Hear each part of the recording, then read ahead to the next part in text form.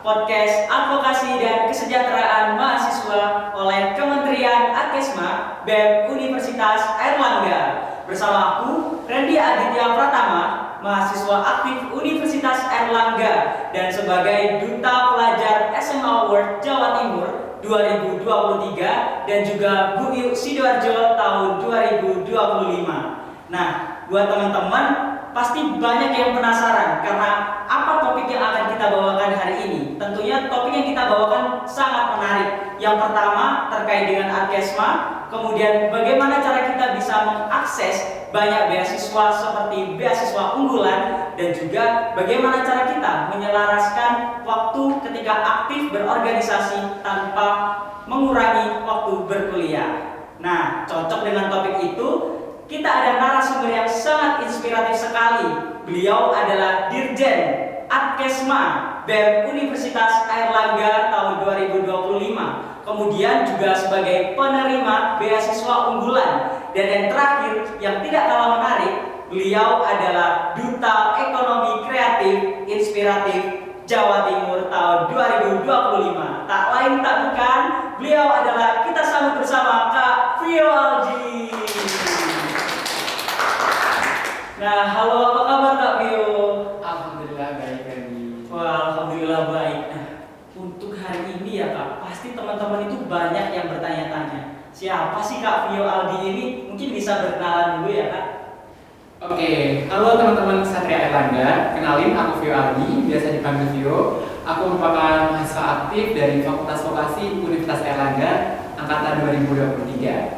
Dan aku juga menjabat sebagai Dirjen dari Kementerian Advokasi dan juga Kesejahteraan Mahasiswa BEM Universitas Airlangga Kabinet Adi Raya Karsa tahun 2025, dan juga menjabat sebagai Duta Ekonomi Kreatif Jawa Timur Inspiratif 2025, sekaligus penerima award dari beasiswa unggulan kategori masyarakat berprestasi tahun 2023. Salam kenal. Nah, itu dia ya teman-teman, sedikit perkenalan dari Kak Vio. Tapi sudah kita lirik nih, banyak sekali jabatan dan juga prestasi yang didapatkan oleh Kak Vio sendiri. Nah, yang menarik tadi itu Kak Vio sebagai Dirjen Akesma BEM Universitas Airlangga ya Kak. Nah, aku penasaran nih Kak, teman-teman pasti juga penasaran sih. Akesma itu apa ya Kak? Oke, Akesma sendiri yaitu kepanjangan dari Advokasi dan juga Kesejahteraan Mahasiswa, di mana kementerian di BEM Universitas Airlangga yang menjadi garda terdepan dalam membantu mahasiswa, khususnya dalam bidang ekonomi, sosial maupun isu-isu dan juga kebijakan kampus lainnya. Juga Akesma sendiri hadir dengan berbagai program kerja seperti Bandi UKT, di mana membantu teman-teman mahasiswa yang mohon maaf dikira kurang dalam ekonomi ataupun lain sebagainya. Terus juga kita ada informasi beasiswa yang di-share melalui Instagram maupun WhatsApp grup kita di Forkom, itu di mana kita menjembatani mahasiswa agar mahasiswa di Universitas Airlangga itu gencar dalam mencari informasi beasiswa. Terus juga kita ada banyak sekali program tentang advokasi maupun tanggapan melalui kebijakan-kebijakan kampus yang ada. Wah, bagus sekali ya teman-teman. Tadi sempat aku notice ada kata isu. Tentunya kan pasti menyediakan solusi juga ya Kak untuk kesejahteraan mahasiswa. Nah, dari Kak Vio sendiri ini ada nggak sih Kak beberapa atau contoh isu yang mungkin dulu pernah ada dan juga terselesaikan juga oleh Akesma sendiri? Oke, yang baru-baru ini ya kemarin waktu mahasiswa baru banyak sekali yang tentang tes biometrik gitu. Ya. Itu banyak sekali mahasiswa baru yang menghubungi Akesma minta perpanjangan waktu atau minta schedule jadwal karena infonya terlalu mendadak ya. Dan juga banyak sekali mahasiswa dari Universitas Airlangga itu yang dari luar Surabaya, bahkan dari luar pulau. Kementerian Akesma hadir untuk mengkoordinir teman-teman yang mungkin kesusahan dalam menjalankan tes biometrik. Kita mengadvokasikan untuk meminta perpanjangan waktu ataupun perubahan jadwal. Dan alhamdulillahnya kemarin juga sudah terlaksana untuk tes biometrik susulan untuk teman-teman yang dari luar Jawa. Wah, keren banget. Nih Kak Vio, ngomong-ngomong tentang mahasiswa baru ya, mungkin yang lihat ini ada adik-adik maba ya teman-teman. Mungkin ada yang chat Kak Vio nih Kak, misal keluhannya itu seperti mungkin agak aneh, mungkin tanpa permisi atau Kak tolong aku ada masalah gini-gini, terkait dengan seleksi biometrik ya itu Kak. Nah itu karena di tahun aku sendiri tuh nggak ada Kak Vio. Jadi gimana sih Kak? Ada yang aneh nggak gitu dari adik-adik? Untuk sampai saat itu banyak banget yang chat dari ke Akesma sendiri melalui Instagram maupun dari WA pribadi. Kebetulan cuma baik itu kebanyakan tuh yang chat itu dari orang tuanya gitu ya. Jadi ya itu sih kita agak susah gitu untuk sampai emosinya gitu. Ya kan barangkali ya teman-teman, karena kita tahu bahwa Kak Vio ini yang pertama udah ganteng, berprestasi juga, penerima beasiswa. Siapa kan cewek-cewek yang nggak mau? Barangkali nih ya Kak, tadi tuh yang ngechat bukan orang tua Kak, tapi mahasiswa barunya sendiri. Kayak misal, halo Kak Vio, karena udah kenal dan lihat branding kakak di Instagram itu bagus banget Kak. Jadi kalau misal nih ada adik-adik maba yang menggoda Kak Vio gitu, sebagai sikap profesionalitas Kak Vio sebagai Akesma gitu, itu gimana ya Kak? Wah, kebetulan sampai saat ini belum ada ini. Belum ada. Teman-teman yang nonton ini bisa ya coba DM IG Kak Vio, nanti kita cantumin nggak ya Kak? Balik banget nanti DM seputar beasiswa maupun seputar Akesma ya. Nah itu dia jadi adik-adik ya teman-teman. Nah jadi ketika nanti ini kan ada sedikit penjelasan Akesma ya. Jadi teman-teman juga bisa barangkali tertarik ya Kak Vio untuk bisa menggali lebih dalam terkait dengan Akesmanya sendiri seperti apa, dan nanti pasti ketemu Kak Vio Laudy gitu. Terus sekarang tadi Kak Vio sebagai penerima beasiswa unggulan ya Kak. Nah untuk menerima atau menjadi penerima beasiswa unggulan ini kan gak banyak orang yang pasti bisa dapat. Nah kelebihan apa atau prosedur seperti apa yang kakak lalui dan akhirnya kakak bisa mendapatkan beasiswa unggulan ini? Bisa bikin cerita seperti itu Kak? Oke, untuk perjalanan aku sebagai awardee dari beasiswa unggulan itu tidak mudah karena kita melewati berbagai seleksi ya, ada seleksi berkas, ada seleksi wawancara gitu. Aku mendapatkan beasiswa unggulan itu waktu dulu awal maba tahun 2023, di mana kalau dari aku ya Randy, itu salah satu hal yang menurut aku agak krusial atau agak susah itu di esainya, karena kita dituntut untuk menulis esai tentang perjalanan kita, kisah hidup kita, juga tentang kontribusi kita ke depannya itu bagaimana. Terus juga saat mendaftar beasiswa unggulan, dulu aku juga sempat lampirin beberapa sertifikat, karena emang kita juga harus lampirin sertifikat. Jadi salah satu karakteristik atau kriteria yang dinilai itu juga dalam segi prestasi ya Kak Vio. Boleh sih Kak, Randy mau denger lagi prestasi Kak Vio tadi itu apa aja ya Kak? Teman-teman mungkin mau denger lagi sih Kak. Oke, prestasi yang aku lampirin ya? Iya. Mendaftar. Waktu itu tuh aku melampirin prestasi sertifikat juara pidato, terus juga aku melampirin sertifikat aku terpilih sebagai ketua tim di generasi terampil itu tingkatnya DKI Jakarta dan juga Jawa Timur. Wow, bagus sekali. Terus tadi Kak ada sempat aku notice Duta Ekonomi Kreatif Inspiratif Jawa Timur teman-teman. Nah ini kalau tadi perjalanan beasiswa ya, kalau ini perjalanan untuk menjadi duta itu seperti apa ya Kak? Sebenarnya aku terjun ke dunia duta itu juga baru pertama kali ini, dan alhamdulillahnya di pertama kali aku mencoba duta, aku diberikan amanah sebagai Duta Ekonomi Kreatif Jawa Timur Inspiratif 2025. Perjalanannya itu cukup panjang, kita juga ikut beberapa macam seleksi, mulai dari tes interview, tes berkas gitu. Terus juga kita harus memiliki advokasi nih Randy sebagai generasi muda dalam memperjuangkan ekonomi kreatif. Itu tuh kita juga harus memiliki advokasi. Untuk advokasiku itu kita harus bisa membantu para pedagang kecil untuk menggunakan QRIS waktu itu. Wah, karena aku rasa QRIS ini tuh merupakan sesuatu yang sangat penting pada pelaku UMKM, karena banyak sekali pelaku UMKM yang potensial namun mereka itu tertinggal, bukan karena kurang semangat tapi kurangnya akses ke dunia digital yang lebih luas. Nah itu teman-teman, dari Kak Vio sendiri memperjuangkan kesejahteraan mahasiswa sebelumnya, sekarang juga memperjuangkan kesejahteraan masyarakat Indonesia, seperti itu ya Kak.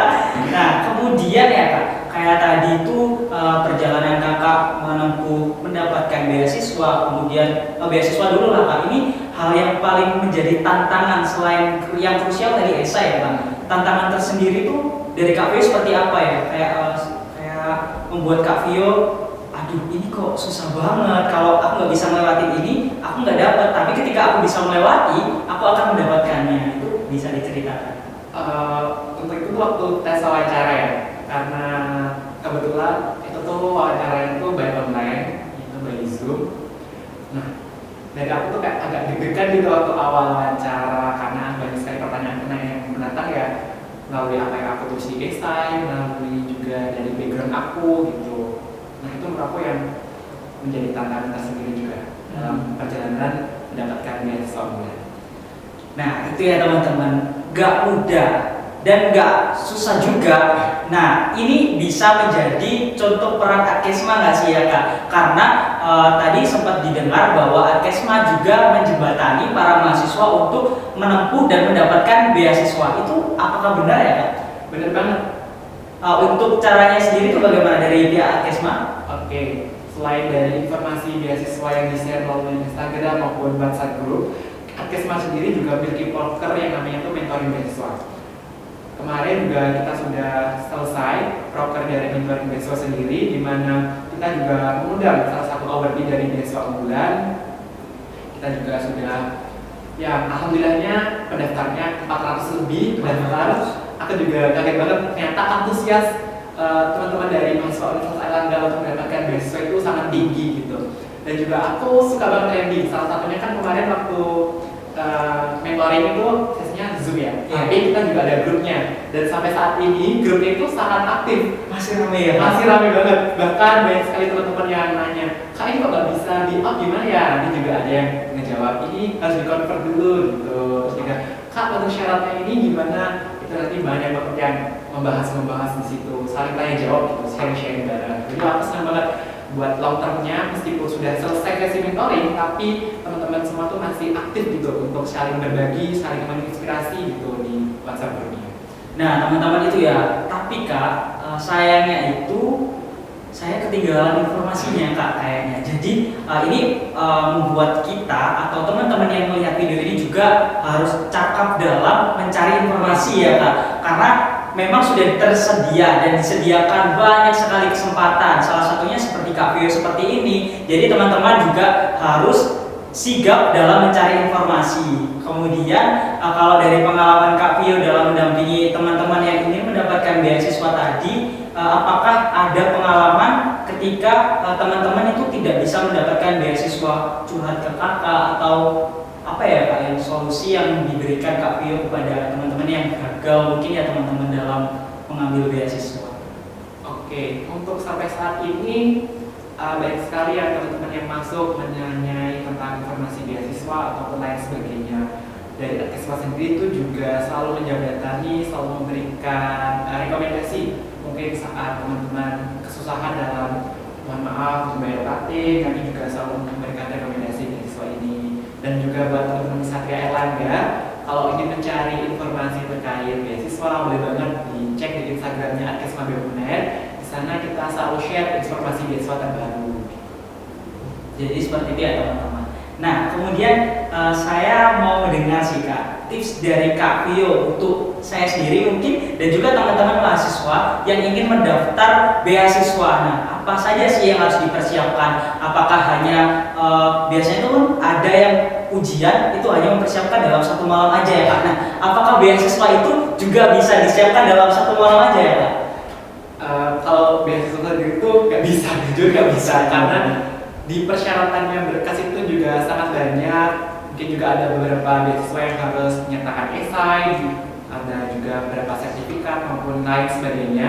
Jadi buat teman-teman yang ingin mendaftar beasiswa mungkin bisa tulis start dari sekarang. Kalian cari informasi dari awardee tahun lalu gitu, karena banyak sekali para awardee itu yang sharing dan mungkin juga tips and trick maupun juga sharing terkait pemberkasan dan lain sebagainya gitu. Terus juga buat teman-teman yang ingin mendaftar beasiswa itu jangan nunggu siap, jangan nunggu, maksudnya dengan siap itu jangan nunggu perfect gitu. Atau kalau masih ragu-ragu, aku nunggu mental aku siap dulu buat daftar, jangan. Kalian tuh kesempatan gak datang 2 kali ya. Siapa tahu tahun ini buka, tahun depan udah nggak buka lagi. Kan kita juga nggak tahu ya. Nah itu ya teman-teman. Kadang jika ada dari teman-teman sendiri mahasiswa itu menyepelekan beasiswa. Kalau misal mereka tuh bilang gini ketika ditanya, mereka bilang bahwa orang tuaku saja itu masih mencukupi untuk membayar UKT, memberi biaya hidup itu. Jadi gimana sih Kak cara menyadarkan mereka bahwa kalian itu kuliah gak cuma tergantung dan bergantung pada orang tua saja. Kalian itu harus beneran push gitu loh. Kalau ada beasiswa di sana, kenapa tidak dimanfaatkan? Nah, terkadang agak susah nih Kak Vio untuk mencoba mendobrak pikiran mereka agar tersadar gitu. Itu gimana ya Kak? Kalau dari aku sih itu tergantung mindset pribadi setiap orang ya. Dia juga ada yang berpikiran bahwa aku udah dapat beasiswa dari orang tua gitu, sudah cukup nggak perlu join beasiswa lagi. Tapi selagi kita diberi kesempatan, selagi ada waktu untuk kita meringankan beban dari kedua orang tua, itu we never know ya buat kita daftar gitu loh. Jadi kalau dari aku sih itu tergantung mindset setiap pribadi masing-masing sih. Dan ketika Kak Vio mendapatkan beasiswa unggulan, hal pertama apa yang Kak Vio lakukan sehingga kayak ini selebrasi teman-teman. Mau selebrasi nggak Kak? Oh, next time aja. Next time aja. Ayah gitu ya teman-teman. Jadi ketika kita sudah memperjuangkan sesuatu yang kita impikan sedari dulu itu rasanya sangat senang sekali gitu ya Kak. Dari Kak Vio sendiri, apakah ada keinginan untuk menambah beasiswa Kak? Kebetulan dari beasiswa aku sendiri itu tidak diperkenankan ya untuk double ataupun triple beasiswa atau menambah lagi. Jadi aku rasa sudah cukup karena beasiswa unggulan ini sudah sangat memberikan manfaat buat aku, juga sudah sangat membantu dalam aku melanjutkan studi di UNER ini. Terus juga aku juga tidak ingin nih mungkin mendouble lagi karena aku memberikan kesempatan buat teman-teman semuanya. Karena aku yakin banyak sekali teman-teman semua itu yang mencari dan juga menunggu untuk menjadi awardee dari beasiswa ini selanjutnya. Wih, keren banget teman-teman. Jadi Kak Vio ini bukan perhatian terhadap dirinya sendiri aja, tetapi perhatian juga ke teman-teman tentunya. Nah, kalau dari beasiswa tadi, apakah ada prasyarat Kak? Misal Kak Vio menjadi penerima beasiswa unggulan, apakah ada kegiatan yang harus Kak Vio lakukan sebagai misal dalam kasaran bentuk sponsor gitu ya Kak? Atau bagaimana? Kalau dalam bentuk sponsor itu nggak ada sih. Kita cuma diwajibkan untuk menyelesaikan studi tepat waktu dan juga ada batas minimal IPK yang harus ditempuh. Kita juga setiap semester harus melaporkan terkait perkembangan kita dalam dunia akademik seperti melampirkan KHS dan lain sebagainya. Jadi tanggung jawab kita diberi beasiswa, kita diberi benefit, kita juga harus bertanggung jawab atas apa yang diberikan ke kita. Ketika ada yang tidak bertanggung jawab seperti itu, bagaimana Kak? Apakah akan dicabut dan dilepas atau bagaimana ya Kak? Kalau yang tidak bertanggung jawab ya misal IPK-nya di bawah ketentuan yang sudah ditetapkan, itu tuh ada yang pertama, jika semester pertama itu diberikan maksudnya diberikan kata-kata dulu, diberikan motivasi gitu, terus juga atau diperingatkan lah namanya. Terus waktu udah kedua kali itu baru ditindaklanjuti, mungkin dicabut beasiswanya dan harus mengganti sebesar yang sudah diberikan. Harus mengganti juga Kak? Jadi ini tuh memang harus dimanfaatkan dengan baik, tapi dengan tanggung jawab yang besar juga ya Kak Vio. Wah, jadi teman-teman gak boleh main-main juga ini. Ketika sudah diberikan privilege yang besar, maka harus dituntaskan dengan benar juga. Nah, kemudian kalau dari percakapan dari tadi tuh Kak Vio kok public speakingnya bagus banget gitu ya Kak? Itu bagaimana cara melatih public speakingnya? Apakah Kak Vio setiap hari ngobrol di depan kamera seperti ini atau bagaimana ya Kak? Kebetulan aku tuh ikut salah satu public speaking development yang namanya Cakap Berbicara gitu. Dimana itu juga sangat membantu aku dalam melatih skill public speaking untuk bicara di depan umum. Karena kita sebagai generasi muda, sebagai Gen Z itu dituntut untuk dapat menyuarakan gitu. Kita nggak hanya mendengar, kita tuh harus bisa menyuarakan. Nah, dengan public speaking yang bagus, bisa menunjang dan membuat Kak Vio sangat perfect ya menurut saya. Udah beasiswa, udah ikut organisasi juga, perkuliahan IPK-nya juga bagus. Banyak cewek yang ngantri nih kayaknya. Lihat setelah ini. ketika videonya sudah terposting, maka akan banyak mahasiswa-mahasiswa yang kagum ya teman-teman dengan pengalaman dan juga prestasi dari Kak Vio. Nah, kemudian Kak, tadi kan kita sempat nyinggung organisasi dan juga kuliah. Nah, dengan kesibukan Kak Vio yang sekarang, bagaimana sih Kak cara menyeimbangkan kehidupan berorganisasi tanpa mengorbankan waktu belajar untuk berkuliah? Seperti itu, Kak. Kalau dari aku sendiri tuh ini fun fact aja ya, aku sekarang tuh running 3 organisasi, yaitu di BEM, terus juga ada di American Corner dan juga di Cakapan Bicara, terus juga aku ikut beberapa kepanitiaan. Nah, cara aku buat maintain semuanya itu dengan aku bikin to-do list setiap harinya. Mungkin buat teman-teman semuanya, apalagi yang cowok-cowok tuh kayak males gitu ya buat to-do list harus nulis di sticky notes maupun di catatan di handphone. Tapi dari aku tuh juga males kalau kayak gitu. Nah, caranya itu aku brainstorming di otak aku, dimana setiap pagi itu aku sudah planning di otak itu, hari ini aku harus ngapain aja, hari ini aku harus kerjain deadline apa aja yang harus dikumpulin, seperti itu sih. Jadi banyak sekali ya Pak. Pastinya dengan banyaknya organisasi, banyaknya kesibukan itu, pernah nggak sih Kak kayak ngerasa aku capek banget deh, ngerasa kewalahan gitu. Dan bagaimana cara Kak Vio untuk mengatasinya pasti?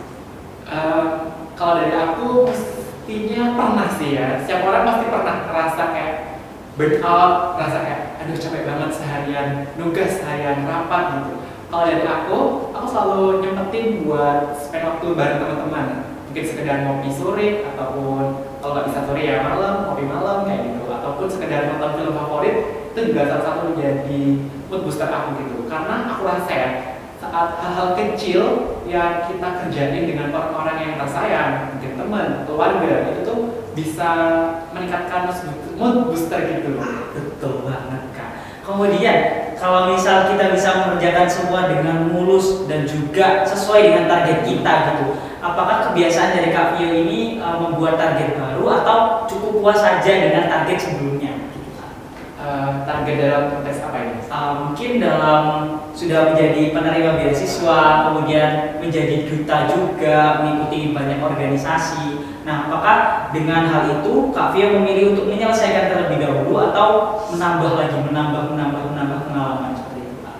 Kalau dari aku sendiri, jujur itu tuh tergantung kapasitas pribadi ya.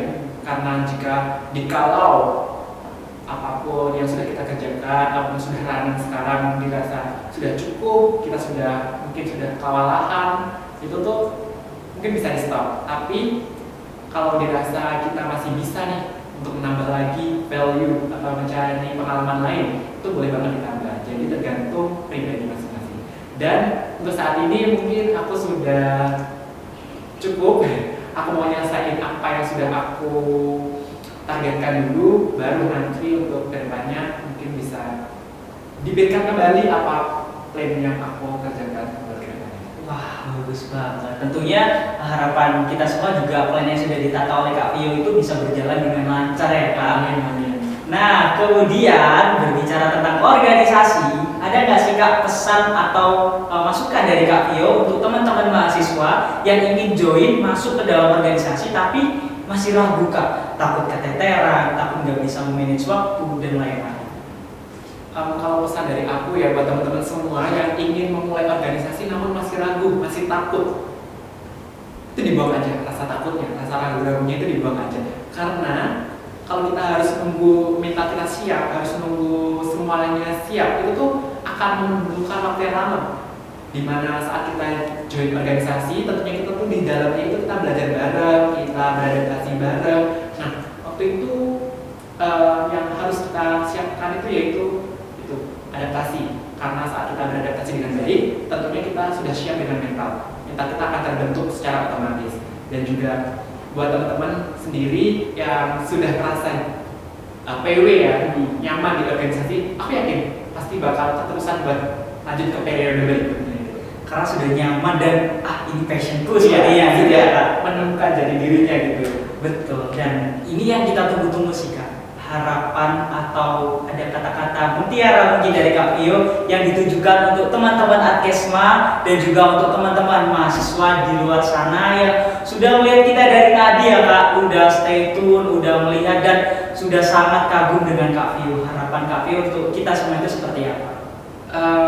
Harapannya buat teman-teman semuanya ya, semoga teman-teman semua itu diberikan kelancaran dalam segala hal yang diupayakan dan juga tetap semangat dalam menjalani kehidupan, karena dinamika kehidupan di perkuliahan itu sangat bergelombang, ada kalanya naik, ada kalanya turun gitu. Kalian harus siap untuk menghadapi itu semua. Dan menurut aku ya, ada satu kata-kata yang selalu aku pegang dari aku awal SMA. Itu adalah visi tanpa eksekusi hanya sebuah halusinasi. Karena jika kita memplanning, kita memiliki visi, kita memiliki to-do list yang harus dikerjakan, namun kita bermalas-malasan, kita nggak menjadi itu semua, itu hanya sebuah halusinasi belaka yang nggak akan terrealisasikan. Wah, sangat menyentuh hati sekali Kak. Itu adalah salah satu kata mutiara yang sangat bagus ya teman-teman. Yang mungkin seumur hidup baru aku dengerin nih dari Kak Vio sendiri. Dan tapi tentunya kalau kita punya kata-kata mutiara, pasti kita juga harus bertanggung jawab pada diri kita sendiri ya Kak. Dan harapannya juga terkait dengan Kak Vio memaparkan semua pengalaman dan juga prestasinya, Kak Vio juga bisa menyelesaikan semua progres dan juga plan sesuai dengan harapan Kak Vio. Amin. Amin. Oke teman-teman, keren banget ya obrolan kita hari ini. Yang pertama kita tentang beasiswa unggulan, aksesnya seperti apa, prosedurnya seperti apa, kemudian pentingnya keseimbangan antara dunia kehidupan berorganisasi tanpa mengorbankan waktu perkuliahan, kemudian cara memperjuangkan advokasi dan kesejahteraan mahasiswa. Dan bisa kita tarik ulur atau bisa kita tarik satu kesimpulan dari Kak Vio sendiri, yakni mahasiswa yang hebat bukanlah mahasiswa yang hanya fokus pada satu tujuan, tapi mahasiswa yang hebat adalah mahasiswa yang bisa berjalan pada berbagai macam tujuan dengan sebuah keseimbangan. Tentunya hal tersebut adalah sebuah kata motivasi teman-teman. Kalau dibutuhkan sebuah realisasi, maka dengan senang hati saya akan bilang itulah Kak Vio Aldi. Terima kasih kepada Kak Vio karena kita mendapat banyak insight dan pengalaman baru terkait dengan pengalaman-pengalaman Kak Vio yang mungkin di luar dari pikiran kita, menjadi mahasiswa yang sangat bersinergi terkait dengan pendidikan dan juga prestasi. Juga kami berterima kasih kepada teman-teman yang sudah menonton video dari awal hingga akhir, dan jangan lupa share video ini ke teman-teman kalian di rumah, teman-teman, pacar, orang tua, sanak saudara dan lain sebagainya. Intinya hari ini adalah pembahasan yang sangat berat dalam arti sangat positif sekali. Sampai jumpa di podcast selanjutnya. Saya Randy Aditya Pratama.